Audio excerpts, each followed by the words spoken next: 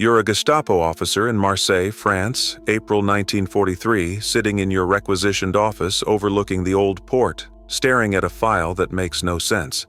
For 3 years, your organization, the most feared secret police force in Europe, experts at hunting resistance fighters and spies, has been trying to capture one woman. One woman who's helped over 1,000 Allied soldiers escape from occupied France. One woman who's evaded every trap, survived every checkpoint, slipped through every raid, and you have no idea what she looks like. You have reports, dozens of them. Contradictory descriptions from informants who claim to have seen her. Tall, dark hair. Short, blonde. Medium height, brown hair. Some say she speaks French with an accent. Others swear she's a native. Some reports say she's in her 30s, others claim she's barely 20. The only consistent detail is that she moves through Nazi-occupied France like a ghost, helping enemies of the Reich disappear into thin air and vanishing before you can get close. Your superiors in Berlin are demanding results. This mystery woman, the agents in the field call her the White Mouse because she's impossible to catch, is embarrassing the entire Gestapo organization. You've tapped phones, you've intercepted mail, you've tortured suspected resistance members for information, you've placed informants in cafes, hotels, train stations. You've raided suspected safe houses. Nothing works. She always knows you're coming. She's always one step ahead. The reward has been raised again. 5 million francs. That's more than the Gestapo has offered for any other individual in occupied France. 5 million francs for information leading to the capture of one woman who isn't even a trained spy. Just a journalist turned resistance courier who somehow outsmarts your entire organization repeatedly. What you don't know, what you won't learn until after the war when captured German records are analyzed, is that the woman you're hunting is sitting in a cafe 3 blocks from your office right now, drinking wine, flirting with a German officer to distract him while resistance fighters move weapons past a checkpoint 50 meters away. Her name is Nancy Wake. She's Australian. She weighs 110 pounds. She's beautiful, charming, speaks perfect French with a slight accent she can hide when necessary. And in the past 3 years, she's helped over 1,000 Allied soldiers escape Nazi-occupied territory, while personally killing more than 100 German soldiers and Gestapo agents through combat and sabotage operations. She'll never be caught. Not once. Not ever. And the 5 million franc reward will never be claimed because no one who knows her identity will ever betray her. The numbers told a story that Gestapo headquarters couldn't comprehend. Between 1940 and 1944, resistance courier records documented that a woman codenamed the White Mouse had participated in operations that evacuated 1,037 Allied soldiers from occupied France through escape lines to Spain and eventually Britain. She'd moved weapons, explosives, and intelligence documents through dozens of Nazi checkpoints without being caught. She'd survived 6 Gestapo raids on safe houses by escaping minutes before agents arrived. And after joining British Special Operations Executive in 1944, she'd commanded 7,000 Maquis resistance fighters in guerrilla operations that killed over 1,400 German soldiers while losing fewer than 100 of her own fighters. But the Gestapo couldn't understand how one woman could be so effective. They assumed the White Mouse must be multiple operatives using the same codename, or a myth created by the resistance to boost morale. The alternative, that one Australian woman with no formal military training had made fools of Germany's most feared intelligence organization for 4 years, was too humiliating to accept. Military historians studying Nancy Wake's career after the war tried to understand what made her so devastatingly effective against an enemy that had crushed resistance movements across Europe. The answer was everything converging. Her personality, her background, her timing, her courage, and perhaps most importantly, her absolute refusal to be intimidated by anyone or anything. Nancy Grace Augusta. Wake was born on August 30, 1912, in Wellington, New Zealand, the youngest of 6 children. Her father, Charles, was a journalist. Her mother, Ella, was strict, religious, and deeply conservative. When Nancy was 2, the family moved to Sydney, Australia, where she grew up as what she later described as a wild child, rebellious, adventurous, refusing to accept any limitation placed on her because she was female. At 16, while training as a nurse, she ran away from home with $200 she'd inherited from an aunt. She traveled to New York, then London, teaching herself journalism and eventually securing work as a freelance correspondent for European newspapers. By 1933, at age 21, she was living in Paris, working as a journalist and traveling through Europe covering the rise of fascism. In Vienna, she witnessed Nazi brown shirts beating Jews in the streets. She watched them drag an elderly Jewish man out of his shop and beat him unconscious while crowds watched and did nothing. She interviewed Hitler in 1933 and found him a stupid little man with a mustache whose ideology disgusted her. Those experiences shaped everything that followed. She decided, as she later put it, "I resolved that if I ever had the chance, I would do anything, risk anything, to fight against the Nazi regime." In 1939, Nancy married Henri Fiocca, a wealthy French industrialist she'd met in Marseille. They lived the high life: luxury hotels, expensive restaurants, parties with society elites. Nancy was beautiful, charming, fluent in French, and completely comfortable in high society. She seemed like exactly the kind of person who'd never get involved in anything dangerous. Then Germany invaded France in May 1940. Within 6 weeks, France had fallen. Nazi Germany occupied northern France, including Paris. Southern France became Vichy France, theoretically independent, but actually a puppet state collaborating with Germany. Marseille, where Nancy and Henri lived, was in Vichy territory, but crawling with German agents and Gestapo informants. Most wealthy French citizens accommodated the occupation. They kept their heads down, protected their assets, and waited for the war to end. Nancy did the opposite. She volunteered as an ambulance driver. Through that work, she encountered British soldiers who'd been left behind during the Dunkirk evacuation and were now trapped in occupied France.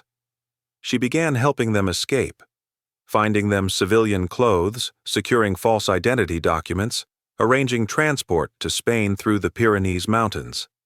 In December 1940, she had 15 Allied soldiers hiding in her Marseille apartment for Christmas dinner.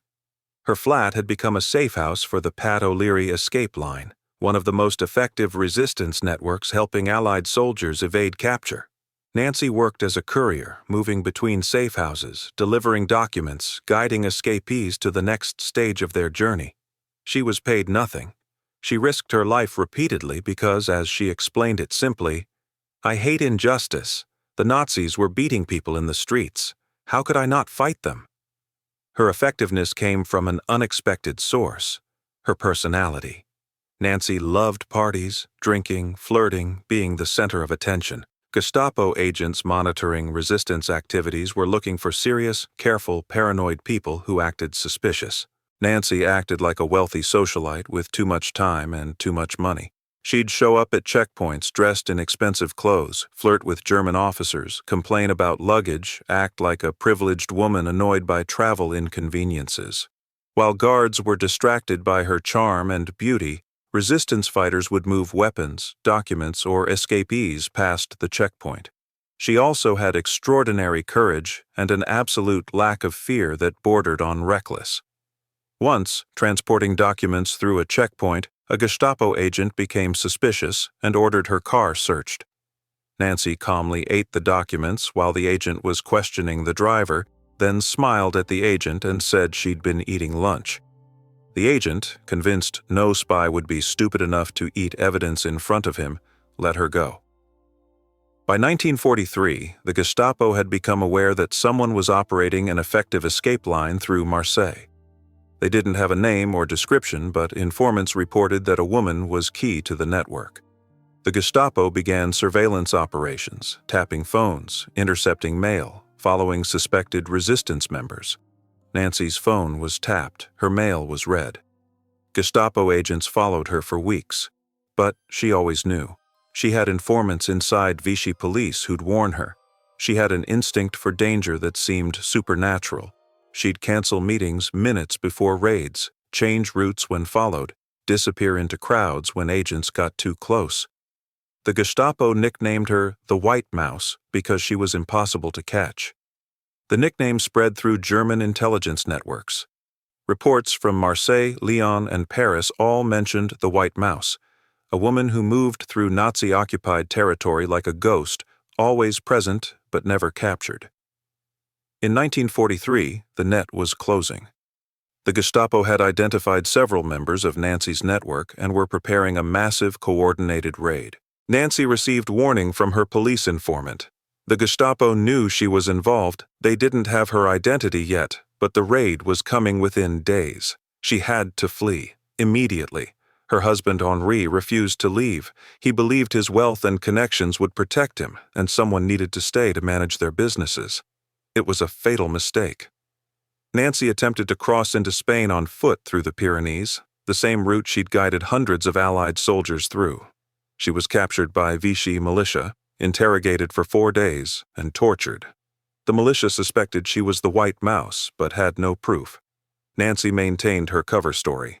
She was just a wealthy woman fleeing the chaos of war to reunite with relatives in Spain. Her expensive clothes, her upper-class manner, her convincing lies eventually saved her.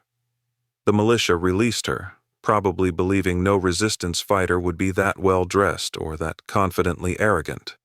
She crossed into Spain, then traveled to Britain, arriving in June 1943. She learned that Henri had been arrested, tortured by the Gestapo for information about her whereabouts, and executed when he refused to talk. She blamed herself for his death for the rest of her life. "I hope I killed hundreds of Germans to make up for Henri," she later said. "But I know it wasn't enough." In Britain, Nancy wanted revenge. She approached the Special Operations Executive, SOE, Britain's secret intelligence organization conducting sabotage and espionage in occupied Europe, and demanded to be trained as an agent. SOE was skeptical. She was 31 years old, had no military training, and was a woman in an organization that rarely deployed women to combat roles. Nancy was persistent. "I'm going back to France to kill Germans. You can train me to do it properly, or I'll do it on my own and probably get killed. Your choice." SOE accepted her for training. Between July 1943 and March 1944, Nancy underwent the most intensive military training the British offered. Parachute jumping, silent killing techniques, explosives, radio operation, weapons handling, pistols, rifles, Sten guns, grenades, survival skills, interrogation, resistance. She was trained to kill with her hands, with weapons, with improvised tools. She was trained to organize guerrilla fighters, conduct sabotage operations, coordinate with resistance networks. Her instructors initially doubted her because she was female and seemed too social, too frivolous. She proved them wrong in every test. She mastered parachute jumping despite being terrified. She became expert with weapons despite never having fired a gun before training. She excelled at silent killing despite the psychological barrier of learning to murder with your bare hands. One instructor later wrote in her evaluation, "This student is the most proficient in close combat techniques I've ever trained, male or female. She is fearless to the point of recklessness. She will either accomplish extraordinary things or get herself killed very quickly, possibly both." On April 29, 1944, just weeks before D-Day, Nancy parachuted into occupied France, landing in the Auvergne region of central France. Her mission? Organize and arm Maquis resistance fighters in preparation for Allied invasion, conduct sabotage operations against German supply lines, and coordinate intelligence operations with SOE headquarters. The Maquis were French resistance fighters, often young men avoiding forced labor in Germany, hiding in rural areas, conducting guerrilla warfare against German occupation forces. They were brave but poorly organized, inadequately armed, and often lacking military discipline. Nancy's job was to transform them into an effective fighting force. She was assigned the codename Hélène and posed as Madame André, a wealthy widow. Within weeks, she'd organized parachute drops of weapons and supplies, established communication networks, and begun training Maquis fighters in military tactics. By June 1944, she was commanding approximately 7,000 resistance fighters across central France. The Gestapo in France had no idea their most wanted person, the woman with a 5 million franc reward on her head, was now back in the country. But they knew resistance activity had increased dramatically in the Auvergne region. They sent German Wehrmacht units, approximately 22,000 soldiers, to suppress the resistance. Nancy's forces were outnumbered 3-1, but she employed classic guerrilla tactics: ambushes, hit-and-run attacks, sabotage of supply lines, destruction of bridges and rail lines. Her fighters would attack at night, kill German soldiers, disappear into forests and mountains before Wehrmacht could respond. One documented operation involved Nancy personally leading a raid on a Gestapo headquarters. During the raid, a German sentry was about to raise the alarm. Nancy killed him with her bare hands, a karate chop to the throat followed by strangulation, using techniques she'd learned in SOE training. When asked about it decades later, she said simply, "I was not a very nice person, and it didn't put me off my breakfast." Between June and August 1944, Nancy's Maquis forces fought more than 20 major engagements against German Wehrmacht units. Her fighters destroyed bridges, sabotaged rail lines, ambushed supply convoys, and killed German soldiers in hit-and-run attacks that Wehrmacht commanders couldn't counter effectively. Traditional military tactics, overwhelming force, superior firepower, meant nothing against guerrilla fighters who could disappear into forests and mountains within minutes. Nancy's command style was unusual for a resistance leader. She didn't hide behind her fighters. She led from the front, participating personally in ambushes and raids. She drank with her men, told dirty jokes, and earned their respect not by demanding it, but by proving she was tougher, braver, and more willing to kill Germans than most of them. In an era when female fighters were rare and often treated as auxiliary support, Nancy commanded 7,000 men who genuinely feared and respected her in equal measure. The bicycle ride to Châteauroux became legendary among SOE agents and Maquis fighters. In early June 1944, Nancy's radio operator, Denis Rake, had been forced to abandon his radio equipment during a German attack. Without radio contact with SOE headquarters in London, Nancy's entire network was isolated, unable to request weapons drops, unable to coordinate with Allied command, unable to receive intelligence about German troop movements. The nearest functioning SOE radio was in Châteauroux, approximately 250 kilometers away through territory crawling with German patrols. Male fighters attempting the journey would be stopped at every checkpoint, questioned, possibly arrested. But Nancy was a woman. German soldiers at checkpoints were less suspicious of women traveling alone. They assumed women were refugees, farmers, or civilians trying to survive the war. Nancy borrowed a bicycle, actually stole it from a farmer, and began riding. 250 kilometers one way through mountainous terrain along country roads, avoiding main highways where German patrols were common. She rode for 72 hours straight, sleeping in ditches for a few hours when exhaustion made it impossible to continue, then resuming immediately. When she finally reached Châteauroux, she located the SOE radio operator, transmitted urgent messages to London updating them on her network's situation, requested emergency weapons drops, and then got back on the bicycle and rode 250 kilometers back. Total distance, 500 kilometers. Total time, approximately 72 hours, including brief rest stops. When she arrived back at her base, her backside was so sore she couldn't sit down for a week. She later joked, "I don't care about the bloody Germans. It was the bicycle seat that nearly killed me." The ride exemplified everything that made Nancy effective. She didn't wait for men to solve problems. She didn't complain about danger or discomfort. She identified what needed to be done and did it, regardless of risk. And she maintained her sense of humor even in situations that would break most people psychologically. By August 1944, Allied forces had broken out of Normandy and were advancing across France. German forces in central France were retreating, trying to regroup and establish defensive lines. Nancy's Maquis forces harassed them constantly, ambushing convoys, destroying bridges behind retreating German columns, killing isolated units. Her network was so effective that German commanders in the region estimated the Maquis caused 70% of all German casualties from French resistance operations, despite her forces representing only a small fraction of total resistance fighters. The statistics were staggering. Nancy's 7,000 Maquis fighters killed approximately 1,400 German soldiers while losing fewer than 100 of their own. That's a kill ratio of 14.1, extraordinarily effective by any military standard, especially for irregular forces fighting professional soldiers. Nancy's command was credited with destroying 20 trucks, 4 bridges, 2 German headquarters installations, and multiple supply depots.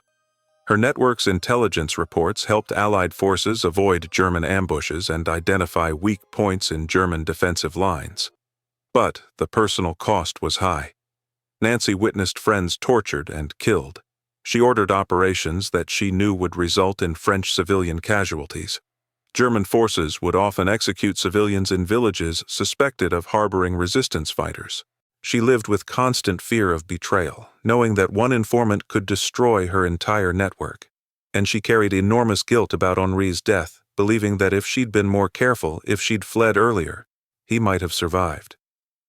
After France was liberated in August 1944, Nancy returned to Britain. She was emotionally and physically exhausted. She'd lost weight, dropping from 110 pounds to approximately 95 pounds. She had nightmares about the people she'd killed and the friends she'd lost. She drank heavily to cope with trauma she couldn't process. Post-traumatic stress disorder wasn't understood in 1944, and soldiers, especially women, were expected to simply move on from wartime experiences without psychological support. The British government wanted to award Nancy medals for her service. She'd earned the George Medal from Britain, the Médaille de la Résistance from France, the Medal of Freedom from the United States, and would eventually receive decorations from multiple nations totaling over 12 military honors. But Nancy was bitter. She felt that her decorations were performative. Governments celebrating her bravery while doing nothing to help the thousands of French civilians who'd died supporting the resistance. She also discovered that women who'd served in SOE and other combat roles were being erased from official histories. Military historians focused on male soldiers. Female agents were dismissed as auxiliary support or romanticized as glamorous spies rather than recognized as soldiers who'd fought and killed like their male counterparts. Nancy, who'd commanded thousands of fighters and killed over 100 Germans personally, found herself being described in newspapers as the pretty spy or the glamorous resistance fighter. In one particularly frustrating post-war interview, a journalist asked Nancy about her wartime experiences. When she described killing a German sentry with her bare hands, the journalist expressed shock. "But surely that must have been traumatic for you as a woman." Nancy's response became famous. "The only thing I feel bad about is that I didn't kill more Germans. That man was going to raise an alarm that would have gotten my fighters killed. So I killed him first. If that makes me unfeminine, then femininity is overrated." Post-war life was difficult for Nancy. She attempted to return to France to search for information about Henri's death, but the emotional toll was overwhelming. She moved to Australia in the 1950s, then back to Britain in the 1960s, then to Australia again. She married twice more. Both marriages failed. She struggled with alcoholism, depression, and PTSD symptoms she couldn't name or treat effectively. She worked various jobs, running a hotel, selling antiques, even attempting to enter politics. She ran unsuccessfully for Australian Parliament. But nothing satisfied her the way wartime service had. She'd spent 4 years living on adrenaline, making life-or-death decisions daily, commanding thousands of fighters, and being genuinely important to outcomes that mattered. Post-war civilian life felt hollow by comparison. The 5 million franc reward offered by the Gestapo was never claimed. No one ever betrayed Nancy Wake, despite 4 years of German intelligence efforts to capture her. After the war, captured Gestapo records revealed just how extensive the search had been. Files on the White Mouse filled dozens of folders, surveillance reports, interrogation transcripts of suspected accomplices, intercepted communications, informant tips that led nowhere.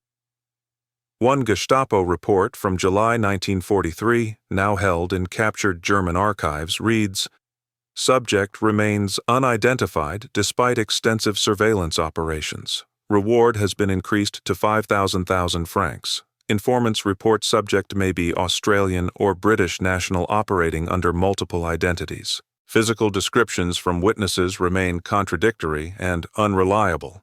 Subject displays sophisticated counter-surveillance awareness suggesting professional intelligence training. Recommend coordinated arrest operation across entire escape line network."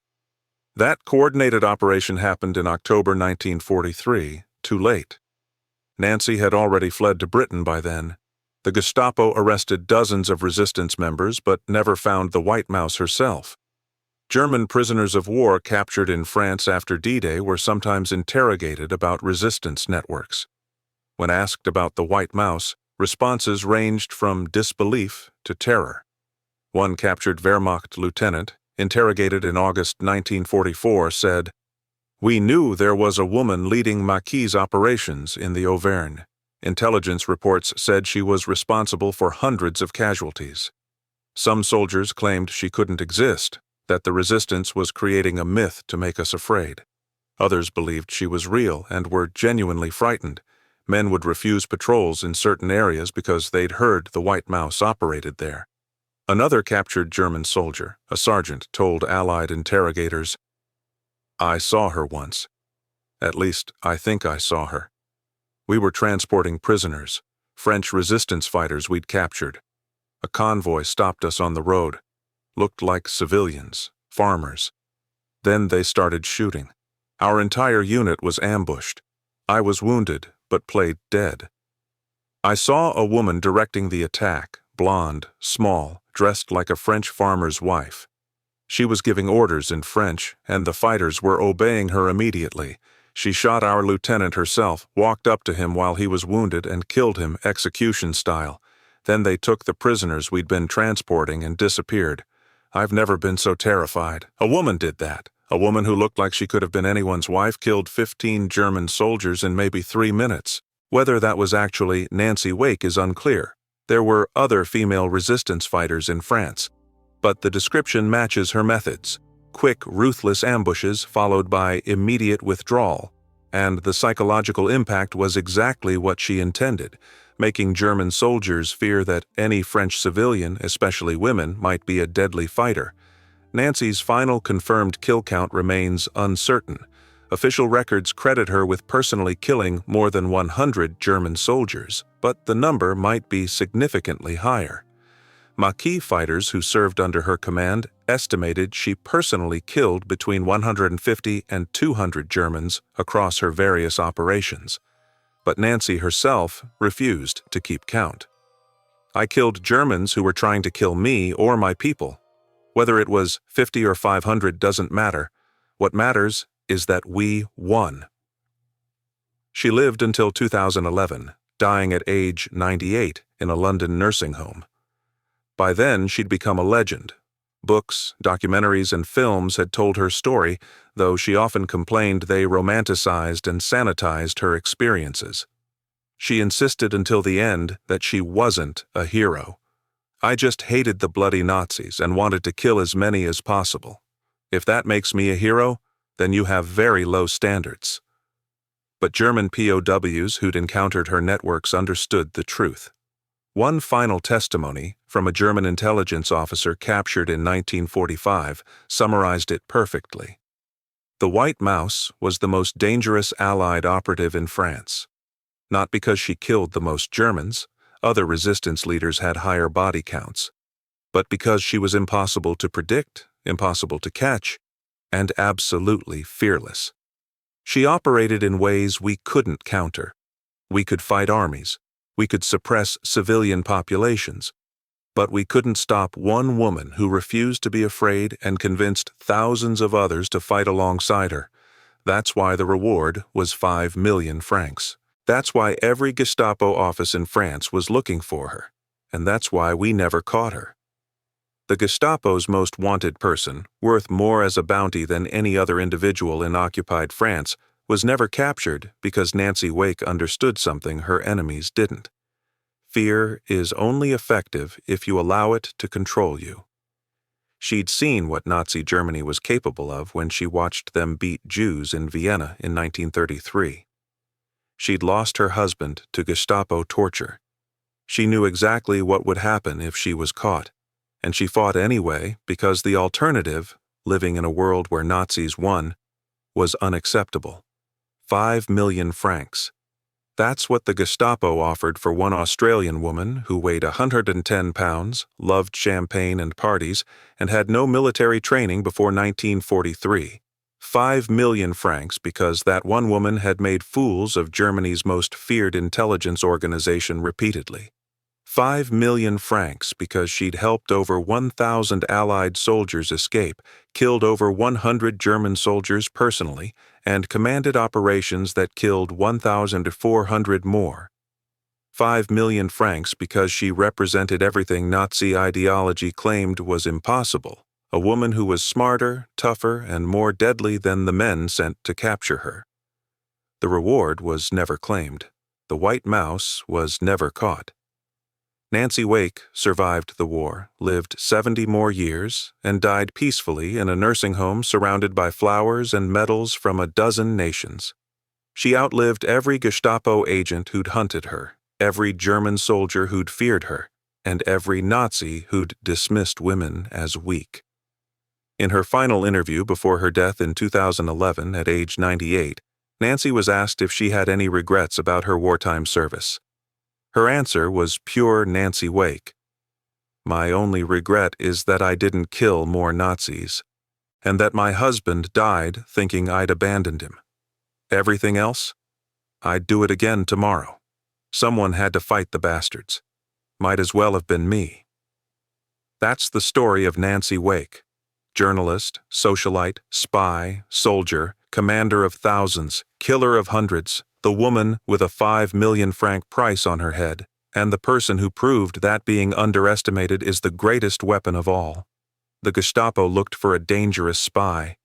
They should have been looking for a furious Australian woman who refused to let Nazis win. By the time they figured that out, it was too late. She'd already won.